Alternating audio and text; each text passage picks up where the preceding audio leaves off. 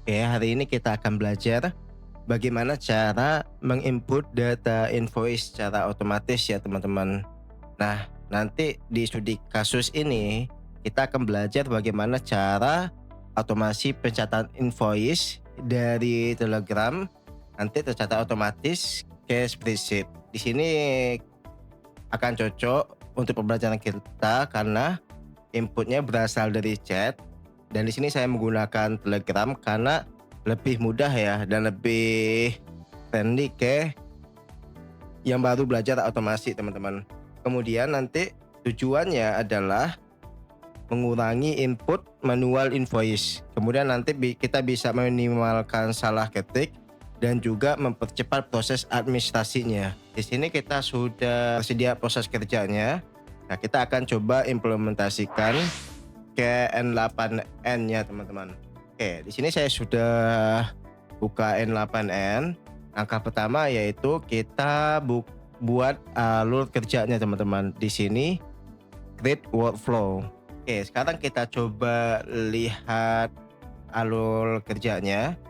Maka di sini kita lihat bahwasannya langkah pertama adalah invoice data dari Telegram. Nah, kalau misalnya teman-teman bingung terhadap tampilan interface, maka teman-teman bisa melihat video saya yang membahas full tentang interface N8N ya teman-teman.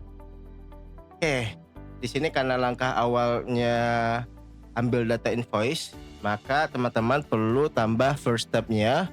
Ini dari aplikasi ya teman-teman yang terintegrasi dengan N8N. Nah, di sini kita tambahkan Telegram. Oke, jadi di sini nanti kita tambahkan on message. Kenapa on message? Karena harapannya automasi kita berjalan ketika ada pesan masuk di Telegram gitu ya teman-teman. Oke. Nah, ini sudah kita buat langkah pertamanya. Nanti teman-teman klik 2 kali di node-nya ini, node Telegram. Kemudian teman-teman bisa melihat bahwasannya jika aplikasi, maka teman-teman perlu connect kredensialnya ya. Oke, ini kita connect kredensialnya. Nah, sebagaimana kita lakukan seperti biasanya, maka teman-teman perlu open docs untuk mengetahui bagaimana cara connect kredensial ya teman-teman. Oke, ini kita sudah di dokumentasi N8N-nya teman-teman. Kemudian kita lihat langkah pertama yaitu chat bot father ya teman-teman. Oke, kita coba buka Telegram ya. Nah, langkah pertama kita cari bot father. Oke, di sini yang centang biru ya teman-teman. Kita buka bot father. Kemudian tekan start. Langkah selanjutnya adalah tekan new bot ya teman-teman. Tekan new bot. Kemudian kita buat bot ya teman-teman. Nah, di sini langkah selanjutnya kita diminta untuk mengisi nama teman-teman. Oke, ini saya isi namanya bot Aito Masih ya tuh. Nah, kemudian di sini kita diminta untuk membuat nama bot tapi diakhiri oleh kata-kata bot. Maka di sini saya buat otomasi bot. Oke, ini udah berhasil teman-teman dan kita sudah dapat API key-nya teman-teman, tokennya. Jadi token ini yang kita gunakan untuk N8N. Nah, teman-teman jangan share ya token karena ini bersifat rahasia teman-teman. Oke, ini kita copy, kemudian kita connect ke N8N-nya teman-teman di node Telegram. Ini saya paste dan saya save ya teman-teman. Nah, kalau misalnya seperti ini, artinya sudah connect ya teman-teman, karena sudah hijau. Oke, sekarang kita coba cek ya teman-teman. Ini kita coba lakukan ambil data invoice dari Telegram. Nah, di sini saya sudah mempunyai data invoice yang saya buat dummy datanya dari ChatGPT ya teman-teman.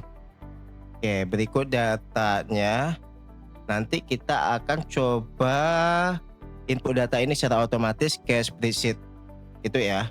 Nah, untuk langkah pertama kita coba tes dulu teman-teman. Sebelumnya kita ganti nama workflow kita. automasi invoice agar kita tidak bingung ke depannya jika misal kita buat workflow. Nah, ini saya coba execute ya teman-teman. Oke, ini kalau misal kita buka node-nya, maka dari Telegram kita menunggu pesan. Oke, saya buka Telegramnya dan teman-teman buka bot yang teman-teman miliki. Nah, ini saya sudah buka bot saya dan saya tekan start ya teman-teman.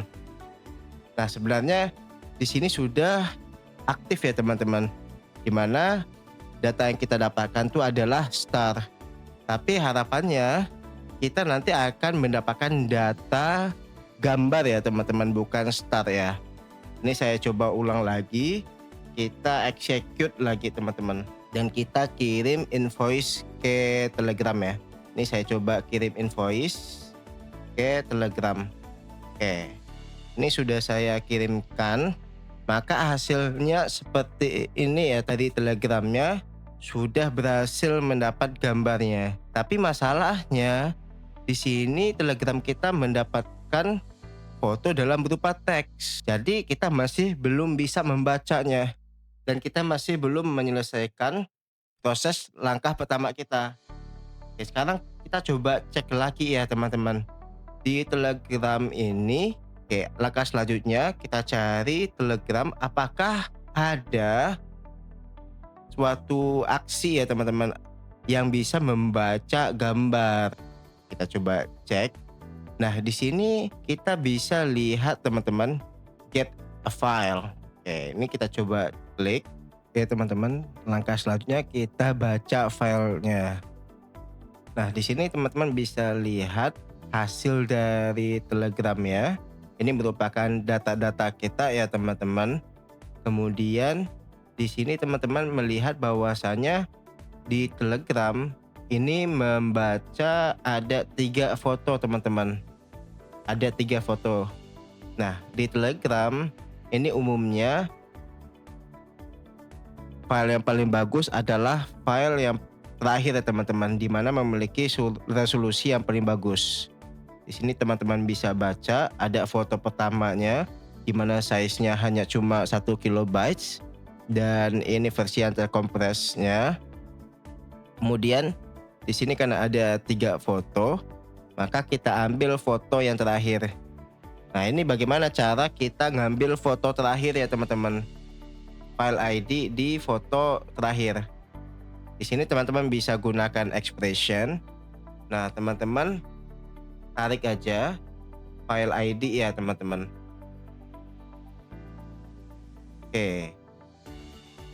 Di sini teman-teman, 2 ini sebenarnya bisa diganti ya teman-teman, sesuai dengan banyak fotonya.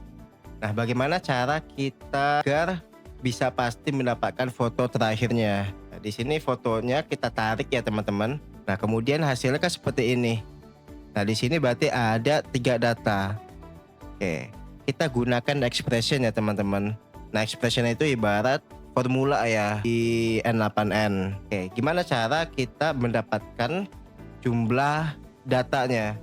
Berarti di sini ada 3 data, kita tambahkan aja rumusnya teman-teman menggunakan length gitu ya teman-teman. Kan ini berarti dinamakan foto pertama, foto kedua, foto ketiga.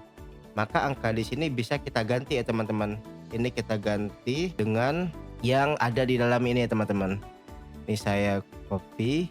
Nah, kemudian kita kurang 1. Kenapa kita kurang 1? Karena tadi adalah 2 ya teman-teman, sedangkan data kita tuh adalah 3 tadi ya.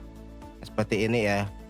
Oke, jadi yang di sini kita ganti dengan jumlah item yang ada di fotonya. Itu ya teman-teman. Ya, sekarang kita pasti mendapatkan foto dengan resolusi yang paling bagus. Nah, ini kita coba download, maka teman-teman akan bisa mendapat filenya. Nah, ini sudah berhasil ya teman-teman, akan mendapatkan filenya seperti ini.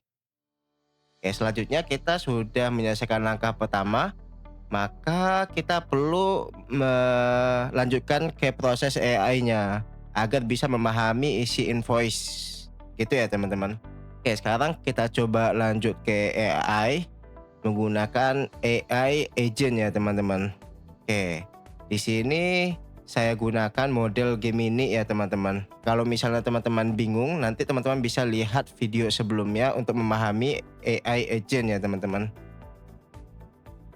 Oke, di sini saya sudah membuka AI agent, maka teman-teman bisa mengganti kayak define below karena sebelumnya bukan merupakan node chat trigger. Nah, kemudian ada satu pengaturan yang perlu teman-teman tambahkan, yaitu di sini teman-teman. Automatically pass through binary image. Artinya nanti AI kita akan membaca secara otomatis gambarnya ya teman-teman. Setelah kita aktifkan, maka kita perlu mendefinisikan prompt-nya atau perintah yang akan kita berikan ke AI tersebut teman-teman. Ini dengan cara menggunakan sistem message. Nah, di sini teman-teman perhatikan ada sistem message, ada user message. Nah, bedanya itu adalah sistem message itu didefinisikan sebagai aturan dari AI kita dan itu sudah bersifat permanen ya teman-teman. Kita ingin menspesifikkan AI kita ini tugasnya untuk apa. Kalau misalnya user message, nah ini nanti bisa berubah-ubah datanya gitu teman-teman, atau perintah dari usernya. Sekarang saya ingin ganti sistem message-nya agar bisa melakukan tugas yang lebih spesifik gitu ya teman-teman. Ibaratnya kita mengatur peran dari si AI-nya. Nah, ini saya ganti dulu ke expression agar lebih mudah dilihat ya teman-teman. Nah, begini prompt dari sistem message-nya. Kita harus ganti. Oke, saya sudah bikin ya teman-teman. Di sini saya desain AI-nya itu bertugas membaca invoice ketika mengambil datanya. Dan teman-teman yang perlu teman-teman tahu, ada beberapa teknik yang harus kita gunakan di saat mengatur prompt. Pertama, teman-teman tentukan tujuannya. Oke, kemudian teman-teman tentukan aturannya atau rules-nya ya teman-teman. Selanjutnya teman-teman tentukan formatnya.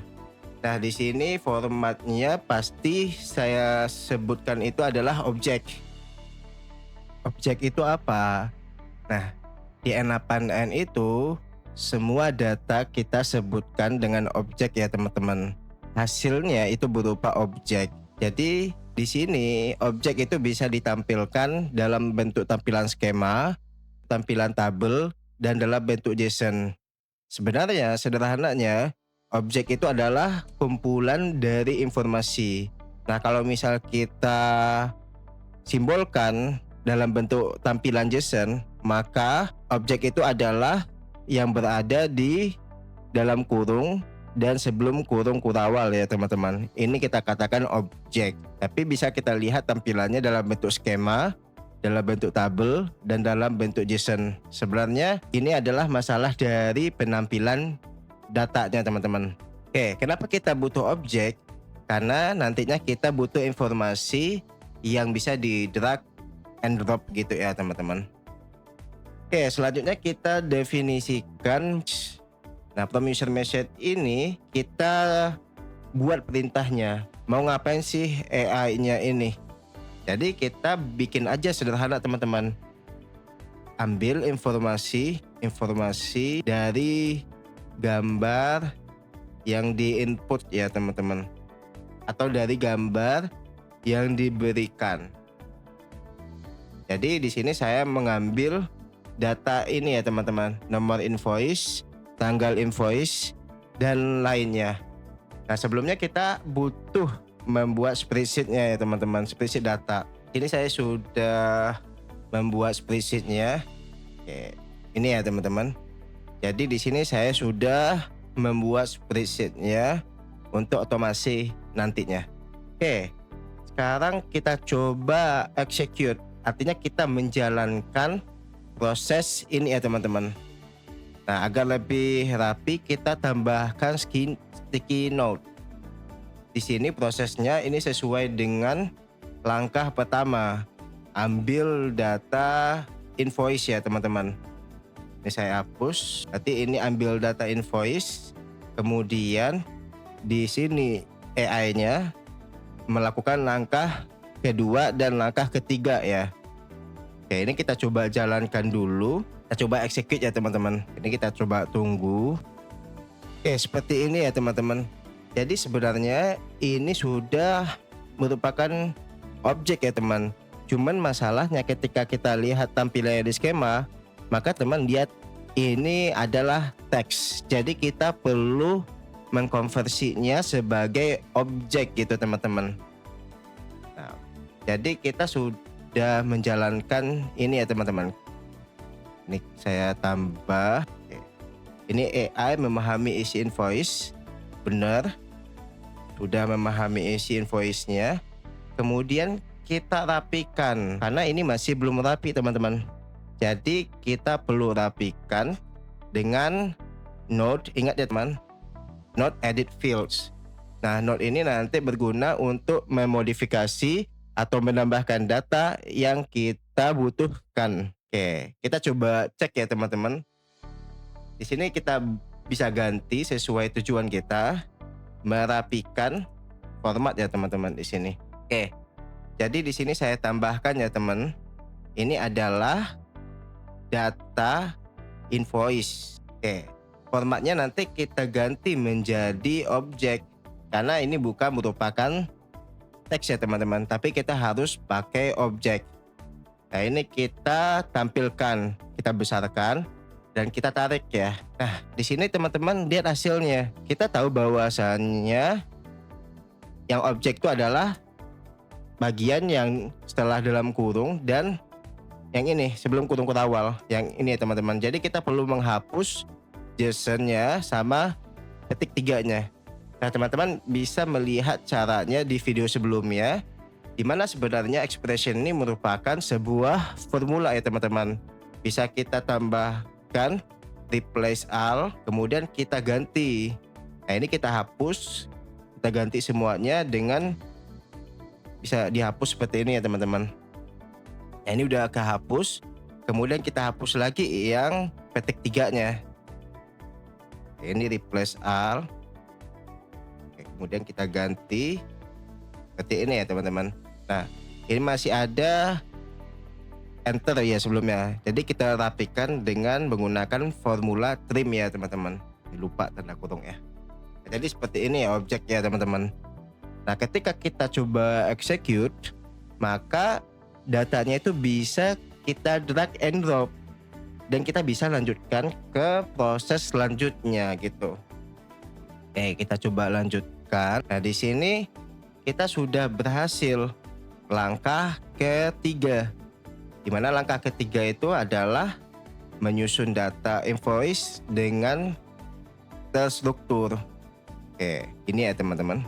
Selanjutnya kita masuk ke langkah rapikan disesuaikan dengan format sheet. Oke, ini kita sudah rapi juga. Kemudian masuk langkah hasil disimpan kembali ke Google Sheet. Nah, jadi kita tinggal tambah aja langkah selanjutnya. Kemudian karena kita menggunakan aplikasi eksternal, maka kita pilih action in app. Kemudian tambahkan sheet ya teman-teman. Di sini kita tambahkan sesuai dengan actionnya. Berarti actionnya adalah append row in sheet. Oke, di sini teman-teman sudah memiliki append row in sheet. Jadi kita tambahkan data-datanya. Nah, untuk connect kredensial teman-teman bisa baca melalui dokumentasinya atau nonton di video kita yang sebelumnya. Nah, ketika kita klik dokumen, berarti ini mengarahkan ke Google Spreadsheet yang ada di drive kita ya teman-teman. Ini berarti kita pilih pencatatan invoice dan kita pilih sheet 1. Otomatis akan menampilkan kolom ya teman-teman. Jadi kita tinggal drag and drop data yang berhasil didapatkan oleh AI. Oke, ini kita drag and drop, kemudian drag and drop sampai semua data-datanya ya teman-teman. Oke. Contohnya seperti ini. Ini detail itemnya, subtotalnya, kemudian diskonnya juga, tarif PPN, nilai PPN, total tagihan, metode pembayaran. Nah, di sini kita nggak tambahkan nomor rekening ya. Tapi di AI kita sudah terlanjur memberi untuk menambahkan nomor rekening ya teman-teman. Oke. Nah, ini kita tinggal execute aja. Ketika misalnya kita sudah execute, maka otomatis di sini ditambah ya. Oke, data kita berhasil bertambah. Oke, sekarang kita coba pastikan ya, apakah data kita benar atau salah. Oke, ini datanya yang saya kasih. Di sini teman bisa coba cek bahwasannya di sini adalah tanggal invoice-nya 15 Februari. Maka di sini udah benar ya teman, 15 Februari 2024 dan jatuh temponya 25 Februari 2024. Ini sudah benar juga. Nama penerimanya juga sudah benar, kemudian perusahaannya juga sudah benar, dan juga alamatnya juga sudah benar. Detailnya juga sudah benar ya. Dimana detailnya formatnya adalah di sini kita karena promnya seperti ini ya teman-teman. Nama item, jumlah, harga satuan, sama totalnya. Maka kalau kita perbesar seperti ini ya. Office chair ada 4, kemudian harga per itemnya 75.000, kemudian totalnya 750.000, kemudian totalnya 3 juta ya. Berarti sudah benar ya, sesuai dengan data yang kita berikan. Nah, gini ya teman-teman, kita sudah berhasil. Oke, sekarang kita coba tambahkan note-nya agar lebih mudah dibaca. Seperti ini. Berarti kita sudah berhasil. Jika misalnya sudah fix, maka teman-teman bisa publish ya teman-teman. Di sini saya publish. Kita publish, berarti versinya versi pertama aja ya teman-teman. Versi pertama, kemudian kita publish saja gitu. Nah, ketika sudah publish, nantinya teman-teman bisa mengimport gambar invoice ke receipt-nya punya teman-teman. Nah, sekarang di sini kita coba buka Telegram-nya. Nah, ini udah ada buat Telegram-nya. Kita tinggal inputkan ya teman-teman, foto invoice. Nah, sini saya menggunakan invoice yang ketiga ini ya teman-teman. Oke, kita coba inputkan, kemudian kita kirim. Oke. Nah, di sini teman-teman kalau misalnya mau lihat proses eksekusinya, maka bisa beralih ke tab execution. Jadi tab execution ini teman-teman bisa melihat apakah sedang proses atau belum. Jadi kalau misal seperti ini, maka teman-teman bisa lihat prosesnya. Nah, tapi kalau misal ada gambar gelas ini hasil, artinya hasil testing kita ya teman-teman. Oke, kalau misal udah hijau artinya sudah berhasil teman-teman. Kita bisa lihat prosesnya. Pertama, dapatkan pesan dari Telegram, kemudian dapatkan file, kemudian memahami isi invoice, dan nantinya berhasil disimpan. Nah, udah berhasil ya teman-teman. Oke, ini sesuai dengan invoice yang dikirim. Nah, gini ya teman-teman. Invoice yang sudah dikirim. Jadi kita udah berhasil mendapatkan invoice-nya. Untuk hari ini kita sudah berhasil membuat automasi invoice ya teman-teman. Dan sebenarnya di automasi sendiri kita gampang aja teman-teman. Asal kita tahu langkahnya dan kita bikin dan bikin alur kerjanya, enggak kita bisa mengautomasi semua pekerjaan kita. Itu ya teman-teman. Nah, jika teman-teman merasa bermanfaat untuk konten ini, silahkan like, comment, subscribe, dan jangan lupa di-share ya teman-teman. Sampai jumpa di video berikutnya.